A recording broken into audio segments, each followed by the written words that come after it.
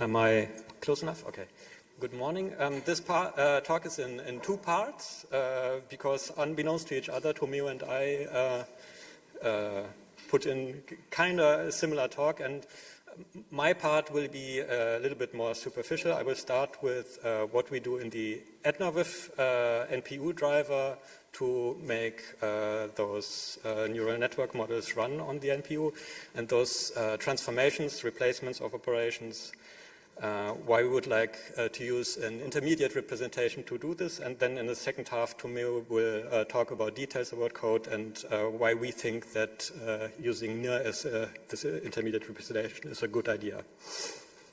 So the first part of the talk, I will just try to ease you in by contrasting the neural network operation graph with the shader operation graph, talk about some example operations in there, and the differences of them, and then I will list about 5 examples of transformations that we have to do on Vivanta hardware or on very silicon hardware that is supported by the EtnaViv driver to make those models run, or maybe for performance reasons.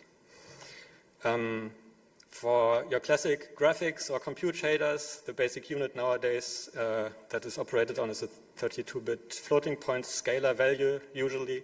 You have your arithmetic operations, there's some loads and stores, flow controller, and more that I'm going to ignore for the purpose of this talk. And if I have to pick a representative operation, this is kind of setting up the visual language for the rest of my slides.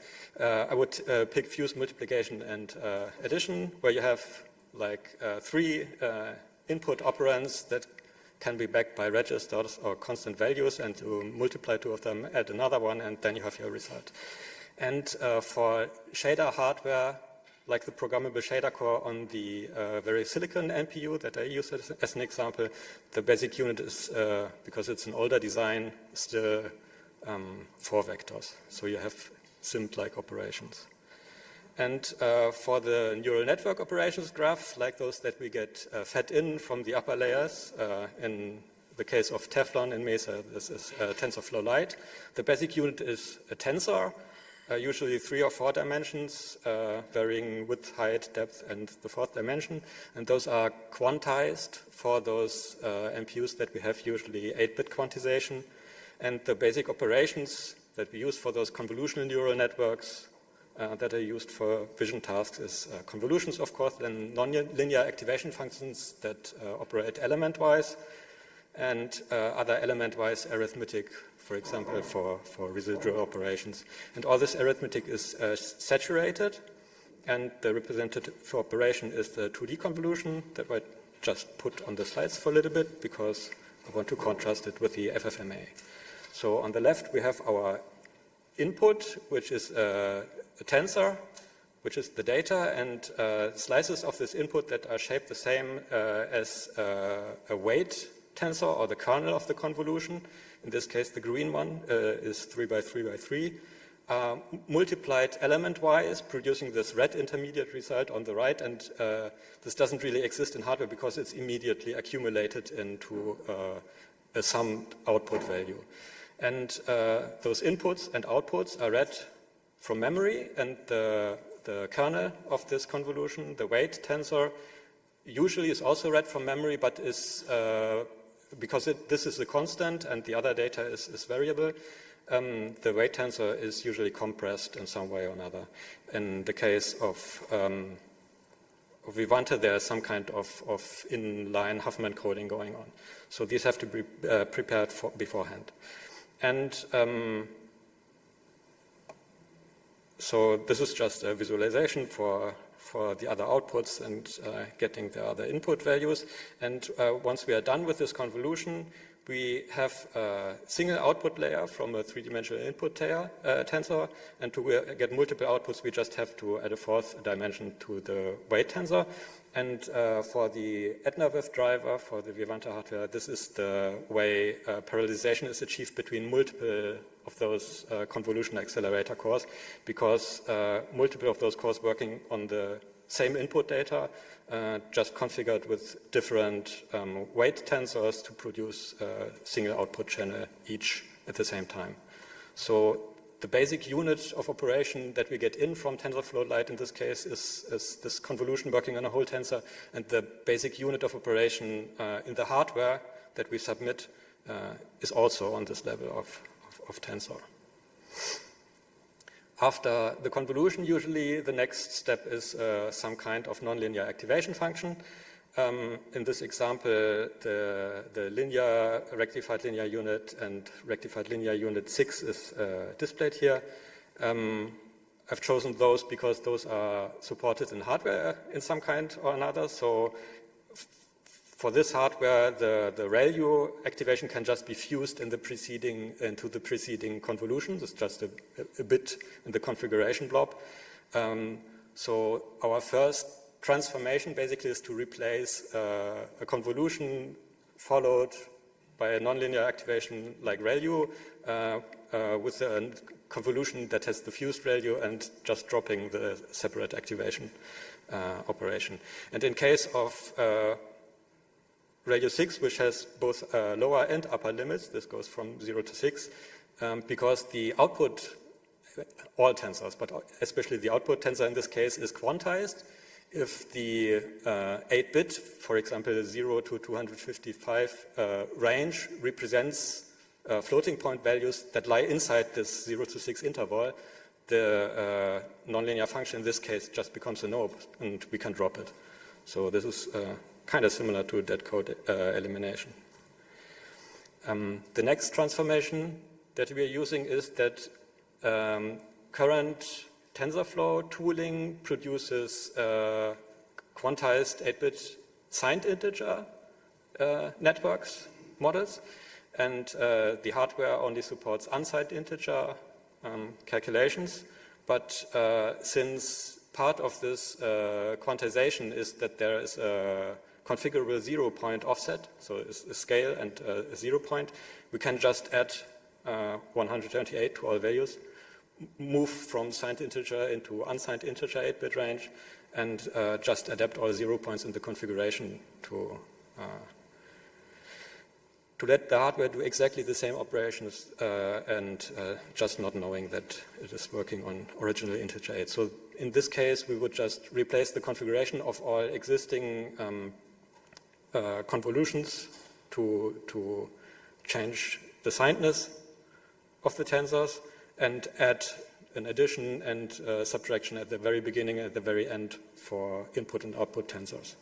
And at the moment, this is implemented really ad hoc in the AdMaviv driver because at the beginning and at the end, we are copying the contents that come from the TensorFlow Lite framework into buffer objects, and there we just replace the mem copy with CPU addition and subtraction at the moment. Another replacement that we do is because the hardware has this programmable compute shader fallback, but this is not especially fast because it's just a single compute core and it's not clocked very high. We replace the tensor addition, in this case represented with a single channel tensor, for reasons you will see just now, with a convolution by just concatenating those input tensors into a single tensor, and then doing a convolution over this that is just 1 by 1 in the 2D direction and contains 1.0 values or values representing 1.0s. So after multiplication, the accumulation step just adds the two original tensors. And the way I'm going back one slide, this concatenation can happen is if we plan the layout of the tensors when we accumulate, when we do the allocation of the tensors, we can just make sure that those input tensors and the output of this concatenation alias in the proper way, so we can also drop this operation, becomes no op at this point. The fourth one is strided convolution, because the hardware also doesn't support strided convolution at all. So when we have a convolution where we want to skip every second output value with a stride like this, because the multiplications are element-wise, and at the end, all is summed together. It doesn't really matter what the shape of those weight tensors and those input slices of the tensors are. We can just reorder them. So if we take, in this example, those 4 values and then just stack them on top of each other, so the even and odd values in either 2D direction will be put on separate channels, like this, then we get exactly the same output. And this paper is the basis for the implementation Tomeu made, and they prove it with some matrix multiplication maths. And as you can see now, the same output is produced by a convolution with stride 1. So in this case, we replace the 2D convolution with a stride, with a 2D convolution that is not strided, with stride 1, but we have to insert this this reorganization, this reshuffling step in the beginning for both the input variable tensor, and we have to reshape the weight tensor in the same way. And the last transformation that is not in mainline yet, I've worked on this and it's on a branch, and it's questionable whether we should do it or not, is part of the tooling for TensorFlow Lite supports per axis quantization, or per channel quantization it's called. And this is where you have a weight tensor, which in the 4th dimension for each output channel has a different range, which allows to be more precise in training. So we would need to have a different scaling parameter for each of the 3 here colored weight tensor slices, but the hardware in this case doesn't support it because in the register space we just have a single value for the scaling at the end. So what we can do here is just to split this operation into 3 separate operations which produce a single channel output each. So instead of 1 run that can be distributed over all cores nicely, we would have to do 3 separate runs that can't utilize the full parallel cores at the same time, and then in the end just concatenate the tensors again to produce the correct results. And the concatenation again could be dropped as a no-op, but we would have to replace one convolution with, well, depending on the number of channels, n convolutions, and this is overhead that scales with the number of channels, and usually in the networks, especially later, down towards the end, the number of channels grows really high. So because this also reduces parallelism, that seems to work really nicely at the earlier channels, at the earlier layers of convolutional neural networks, where we have still big pictures and low channel count, but the high levels, it doesn't work so well.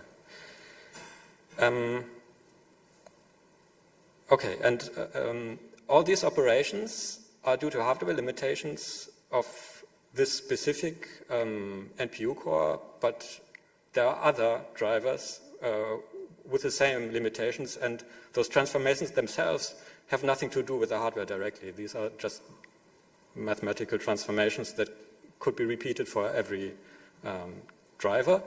And so at this point, it would be really nice to have an intermediate representation, not specific to each driver, but common for all NPU drivers. And now Tomeu will take over and detail why we think that NIR is a good choice for this.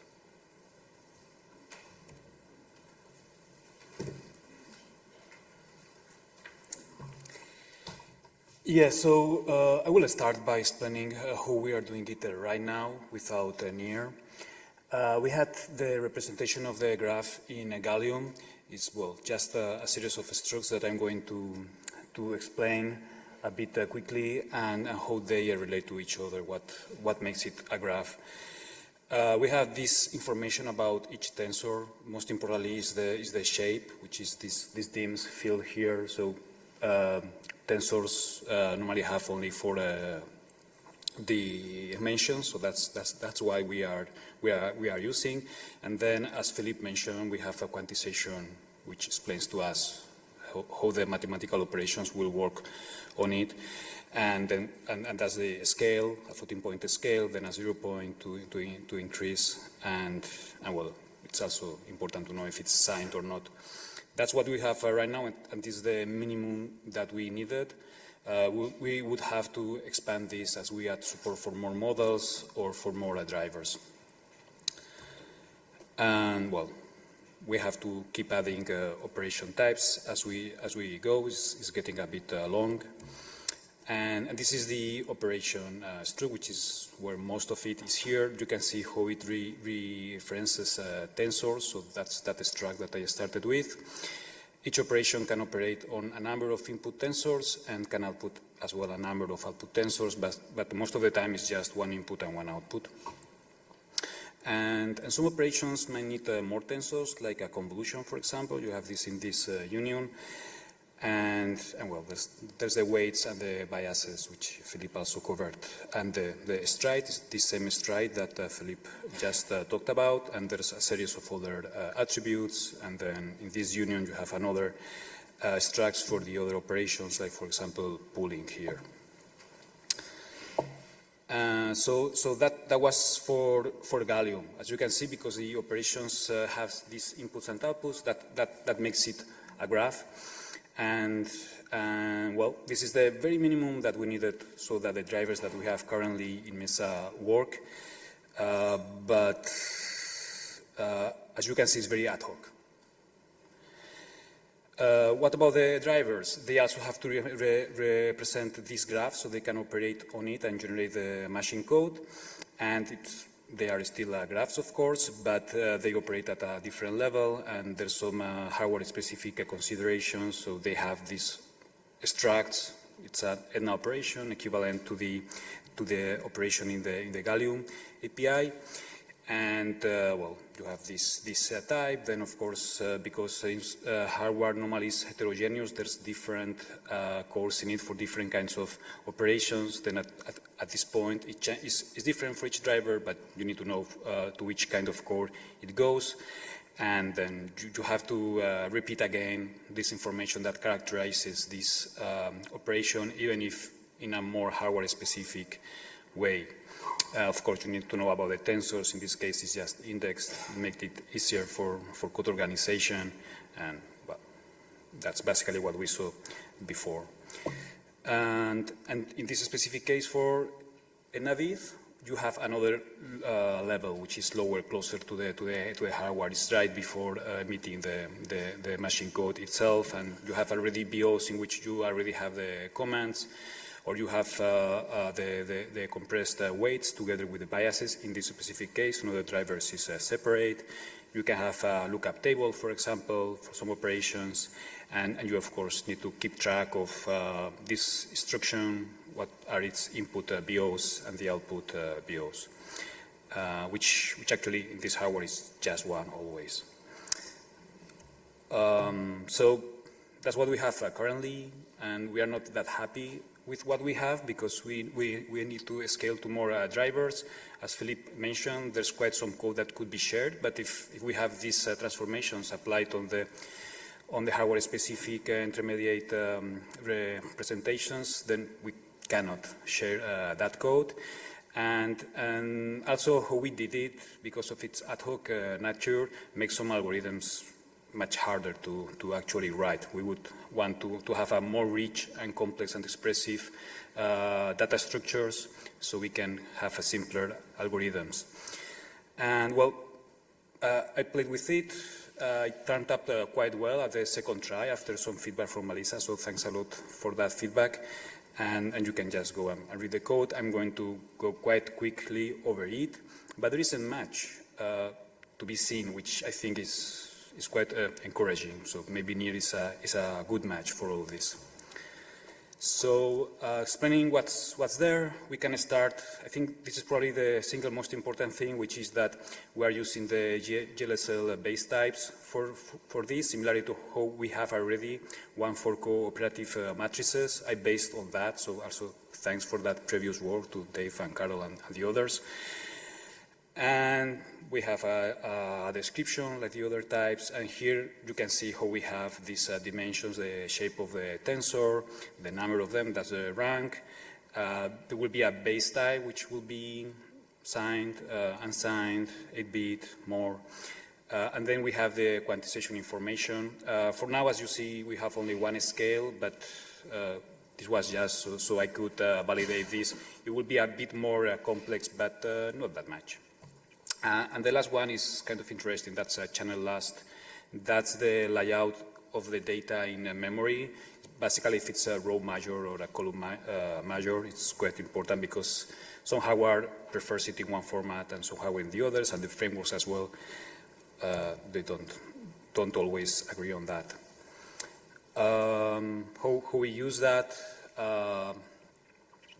So how I ended up settling with, which it was quite neat, is that the NIR variable, when you create it, as you know, you can pass it a GLSL type. It will be a tensor, which we will have already instantiated because we don't have a single tensor type.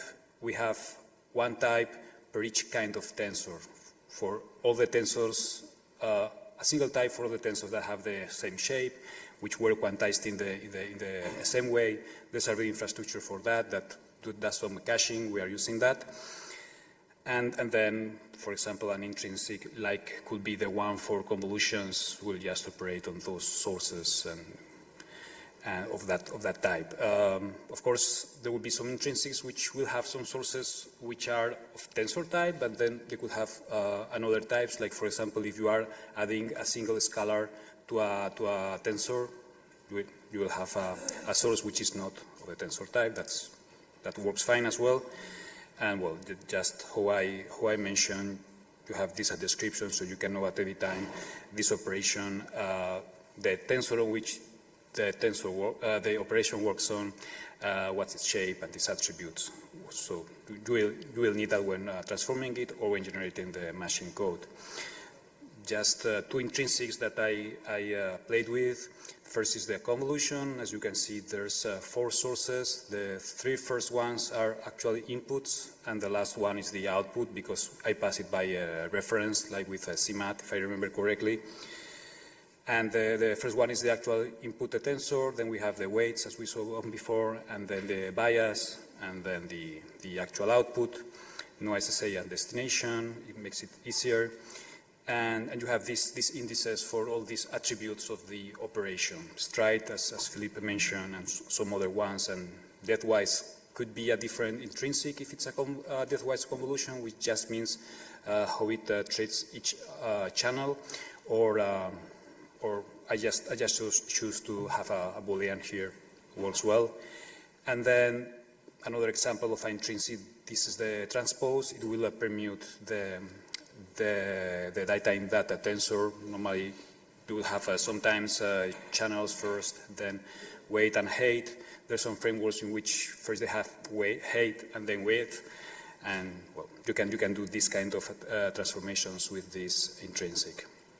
And in some hardware, they will have a specific fixed function hardware for this transformation. Some other you will do it in a programmable core, so that each driver will be doing this differently.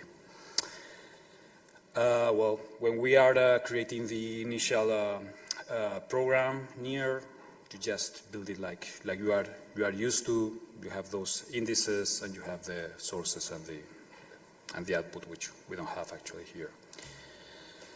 And for a tensor addition, you don't have indices. You just have these sources, which one of them will be the output, and just move on with that.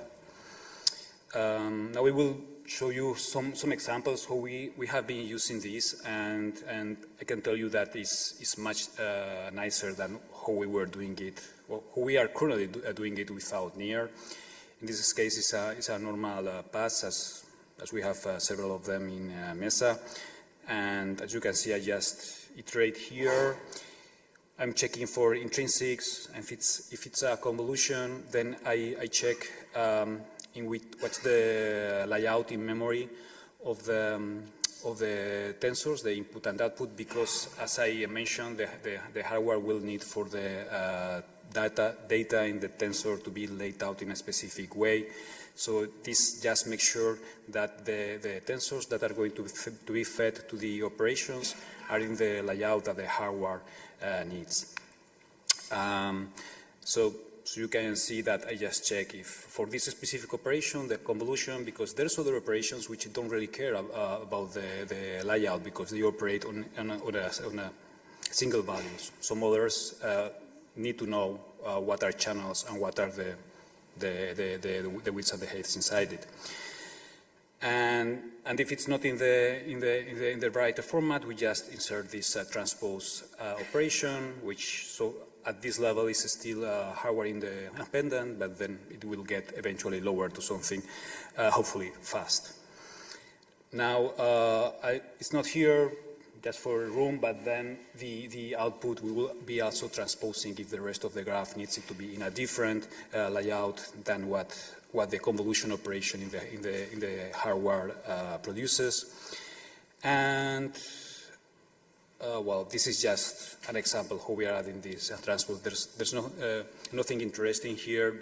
We just have these references to the tensors, and we just use it to create a transpose or the transpose operation. It's the same operation, but with a permutation. As you can see, to the right. In one case, you move the last dimension to be the second, and if you are doing the opposite operation, you just move the second dimension to be the last one.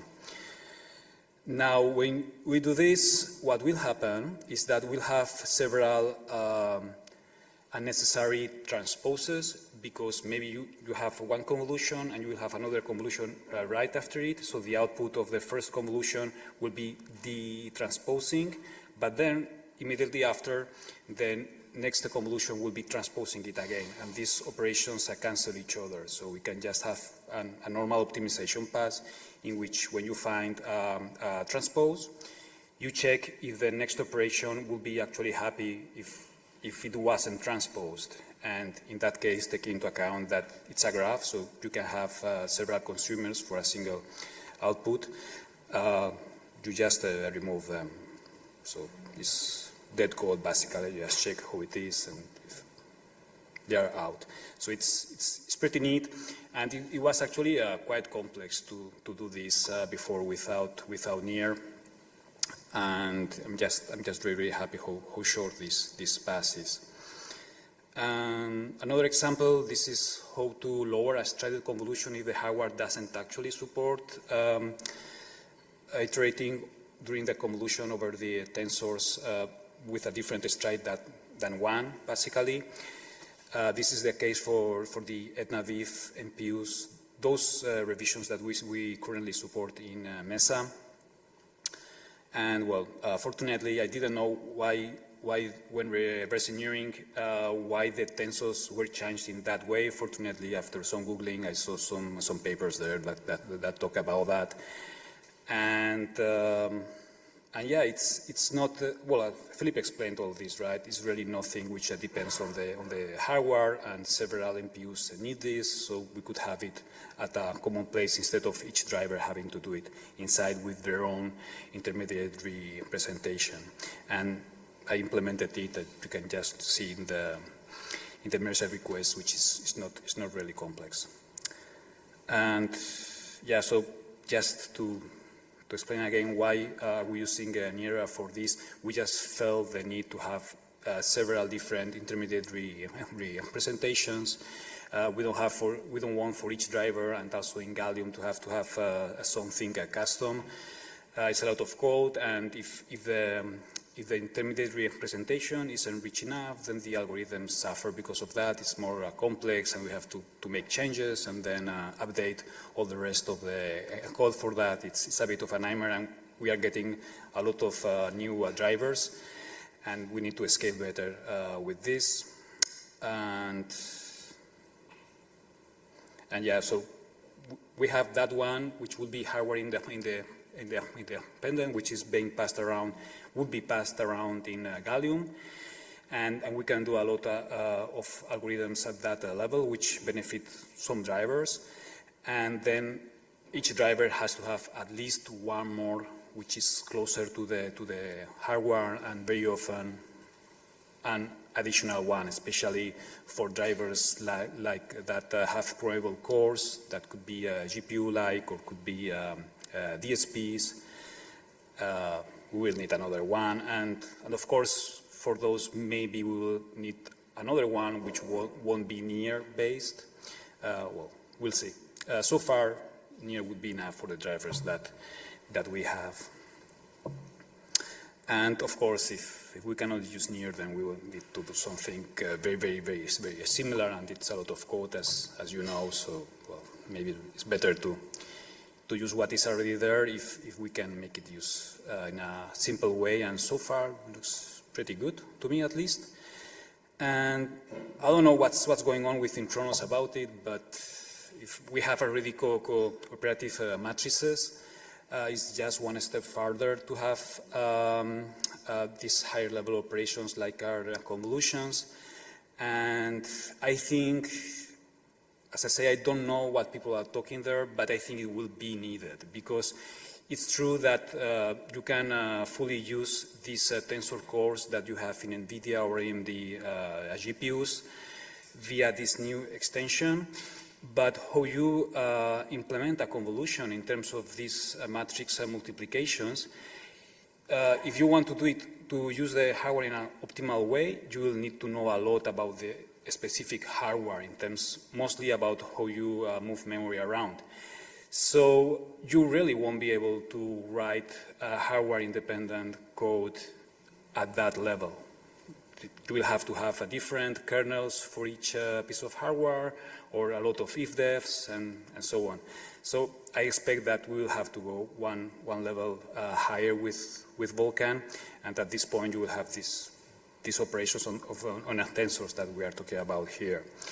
And as I say, what I saw while making this experiment in my second try seems to fit quite neatly with what is in NIR right now, so maybe we can find a way of doing that without disrupting too much the GPU guys. And that was basically it. So we can get to the questions.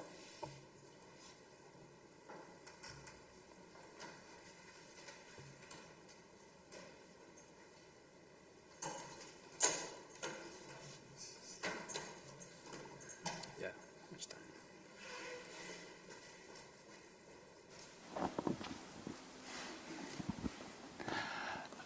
So,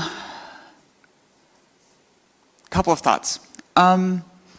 First of all, it is definitely clear that you need an IR that sits at kind of the same level that Node does for graphic shaders for ML stuff.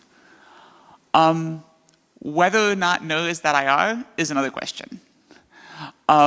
It's pretty clear that you're taking advantage of a bunch of the stuff that we did with like the builders and a bunch of that like code gen infrastructure, and I can definitely see that's useful and it's working for you. But you also have a bunch of stuff like functions and basic blocks, and none of that makes any sense for the ML workloads. There's not a single compiler pass in Node today that's actually going to be able to be useful with what you're doing with tensors. Maybe store elimination could be used with a little bit of finagling, but like basically everything else is not going to be useful. So is it worth bolting this onto Node just to use the Python code that code gens intrinsics and a few other things? Kind of questionable.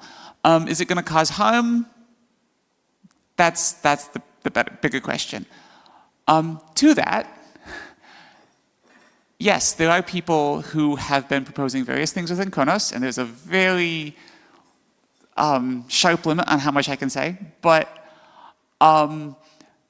it doesn't look like this. Sorry? It does not look like this. So for instance, there is a bunch of information that you have encoded in your tensor type that the tensor types that have been proposed do not have. And so if we are looking at like trying to implement some potential future Vulkan extension that works on tensor types, if we already have a GLSL type tensor and it's not what we want for the Vulkan extension, now we actually do have a conflict in the IR.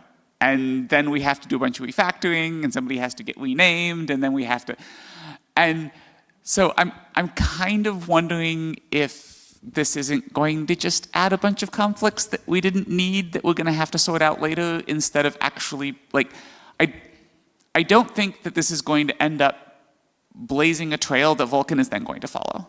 I think this is going to end up doing a thing, and then whatever we get out of Kronos features is going to end up doing something that's roughly the same shape in terms of, like, it's going to be tensor operations, it's going to be, you know, whatever spec that comes from some GPU-ish vendor. And it's going to look kind of the same at a very superficial level, but the details are going to be different enough that I'm not sure that it's necessarily going to have the benefits to, like, the future Vulkan efforts that it might look like it does. At which point, having something pre-exist in the IR that we then have to move out of the way so we can build the graphics thing and then rejoin them together, is that actually helping us, or are we better off just building something separate, and then once the more graphics focused thing comes in, then we figure out how to merge them together? My inclination is that it's kind of the latter case, where maybe what we do is we steal all the good ideas from NIR and we make something, you know, TIR for tensor IR, I don't know, pick a name. And it doesn't need to have texture instructions, it doesn't need to have ALU instructions, it just has tensor instructions. And it can be a lot simpler, and we can steal all the good ideas from NIR around, you know, lists and for each macros and Python code to generate stuff and all of that goodness, but build something that's more specific to what you need than trying to just bolt it all onto intrinsics. The other thought there is that you're using variables very heavily. That's actually going to hurt you. One of the best things about NIR is that we get rid of almost all the variables. Variables are painful.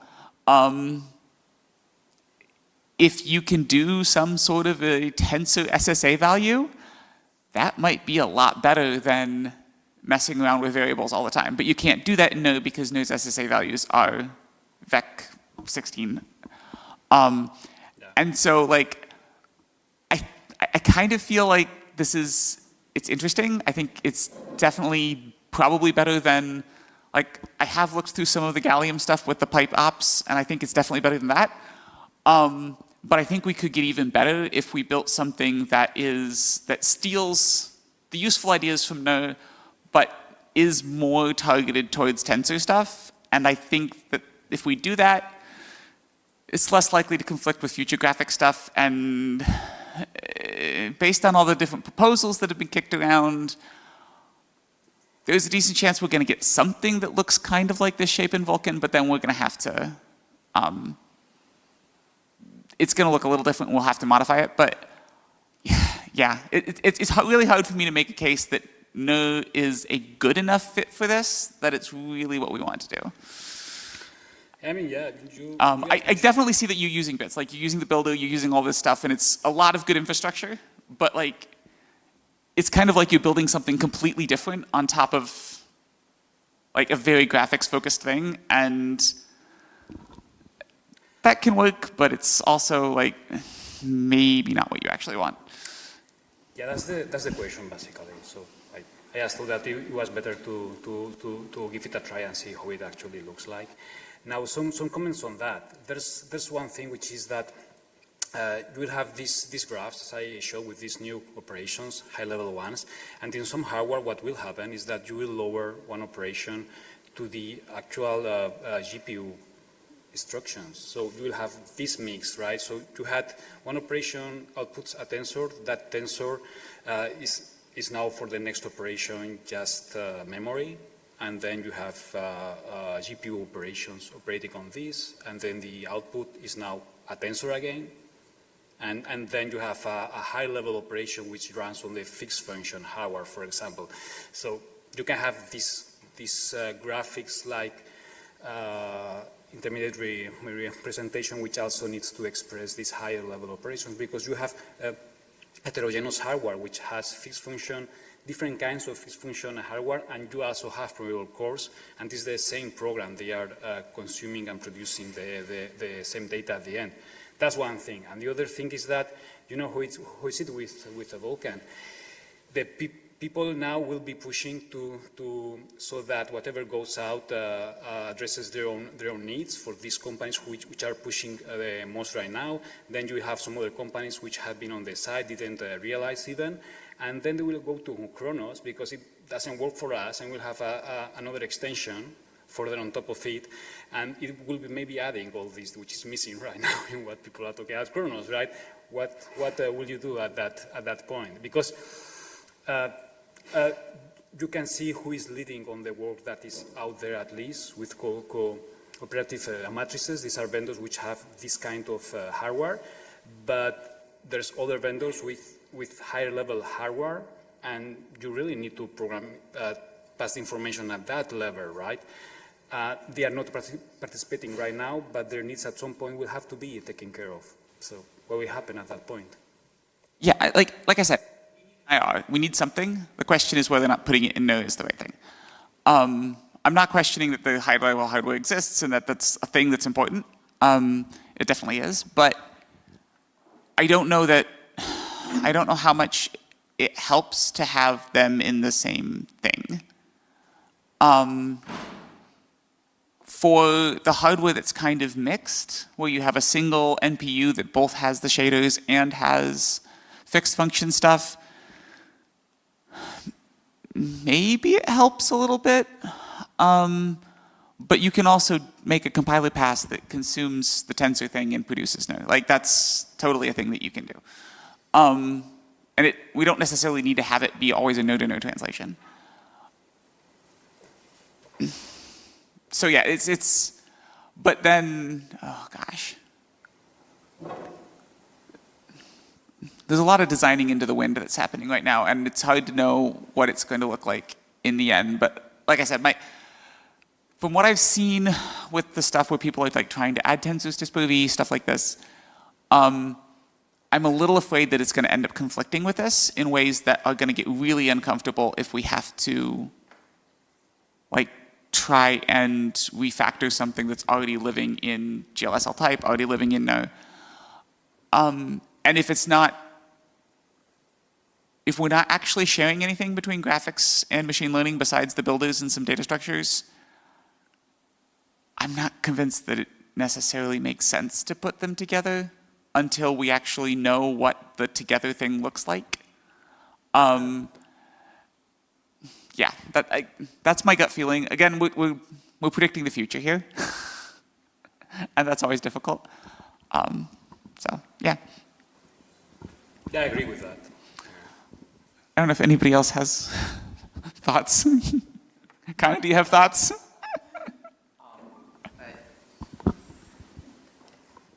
Yeah, no, I was just gonna say the same thing, that all these like operations that act on variables sounds like you basically recreated a register-based IR in NIR.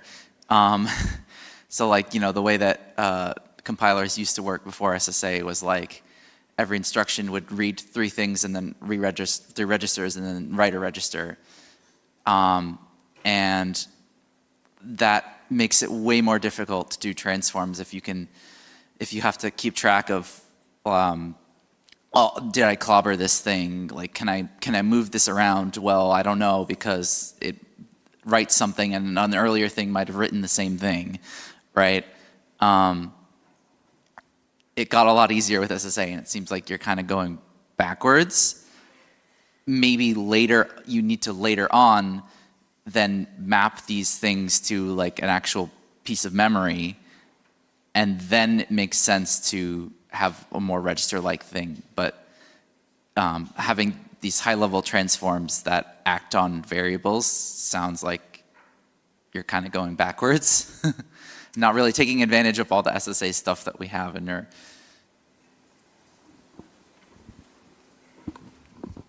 Unless somebody tries to use cooperative matrices as the counterexample, yes, we did cooperative matrices in Vulkan, and it sucks. We did cooperative matrices with variables, and it sucks.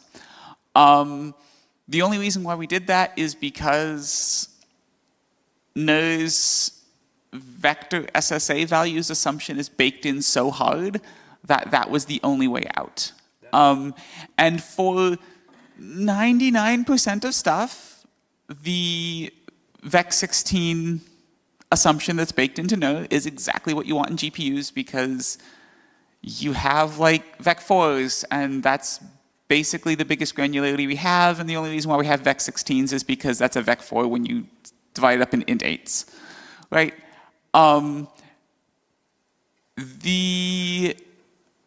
But like, that assumption really hurts when we start trying to do stuff like cooperative matrices. And there's some other stuff that's up and coming that I can't talk about in detail that, no, actually I think I can. NVIDIA's cooperative vector stuff that they've been talking about is also going to be a problem because of that limitation in NIR. And we've been having a few conversations about how to deal with that. And it's like, we're gonna have to make some changes eventually to be able to deal with some of that stuff, but it looks like because you're trying to strap it on to NIR, you're kind of inheriting the most painful part as a core part of your IR, and maybe you don't want to do that. Yeah, but I mean, I don't know if that's what you were referring to, but some operations will produce more than one tensor. So can you do that with this? Then have an IR that has multiple destinations. Like, that's another limitation of NIR that you don't have to have if you build a different one. Yeah, but I mean, with cooperative matrices, this can happen as well. They might have to split a matrix in two matrices. How are you going to do that in NIR? You will have to do something about that, right? So, NIR is built on the assumption that you only ever have one destination, which is almost always the case in graphic shaders. There's a few cases here and there where that's not really true, like you have parallel copies, we just deleted those from NIR, I think, or there's an MR to do it. But most of the time you have one destination. But again, that's not the true in MLIR, or in machine learning stuff, and so, again, is it a good fit? I see all these things, it's like, yes, we can do this with variables, we can have multiple things that are destinations for variables, but do they actually, are we building the thing that we want, or are we just kind of bolting it on because that's the option? But if you have like your own IR, you can have 5 destinations, and all of them are tensor types, and you can do all of the like same USTF tracking stuff and actually be able to chase from, here's a tensor operation that produces this thing, what are the uses? And you can do that. You can't do that with no variables, but you can do that if you build something that's built for the machine learning operations.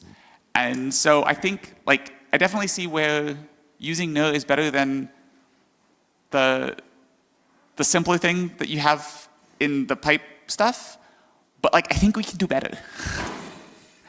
Yeah.